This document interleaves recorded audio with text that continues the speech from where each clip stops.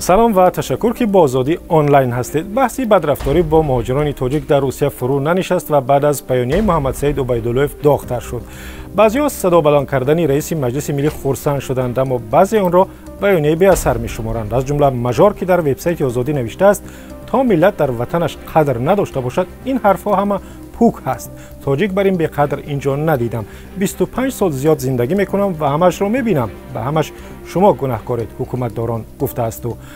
واکنش های زیادی را در وبسایت رادیوی озодӣ آورد. تا کنون ما تقریبا 100 واکنش خوانندگان را در این مورد دریافت کردیم و تقریبا 70 نشر چاپ شد در سایت ما.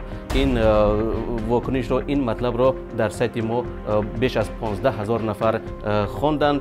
و رجب زاده فرهاد در فیسبوک نوشته است اگر عین حادثه در تاجیکستان میشد چی بلای به سر گناهکار نمی آمد.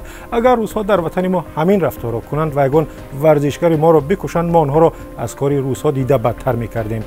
دلاور نوشته است که در روسیه اگر کورپاشه مراد یا گناهکار تاجик, узбек یا قرغیز است. Последние 2 дня в Фейсбуке и в Инстаграме озодӣ наблюдается повышенная активность. Она связана в первую очередь с 2 постами. Это заявление Маҳмадсаида Убайдуллоева о голых фотографиях с мигрантами связанное, а также новая резонансная история, которая касается заявления о недевственности и разрыве брачных отношений одной из девушек. расуловӣ дар инстаграм гуфтааст гӯё дар тоҷикистон ин коро намекунанд, дар тоҷикистон аз ин бадтар мекунанд ва ба ҳадде ки қатли ҳар нафарро ба гардан мегирӣ. оинро хизматчӣ дорад, пула ҷамъ мекунад, барои чӣ вай намекунад ира?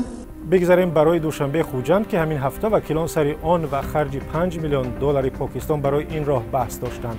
баҳси асосӣ дар ин мавзӯъ бар сари он буд ки чаро манфиатбардори асосии роҳи душанбе хуҷанд ширкати айрес аст, аммо давлат бо пулҳои покистон дар ин роҳ долонҳои муҳофизатӣ месозад. як корбаре ки нахостааст номашро бигӯяд дар вебсайти озодӣ навиштааст аз дасти ҳаракат дар роҳҳои пасту баланди деҳоти рӯдакӣ сутунмуҳрамон кат шуд. намешавад пули покистонро барои таъмири ин роҳҳо харҷ кунанд. мебирем вакилоро дар ҳамин мебахем, дар як вазъияти ногвор мемонем.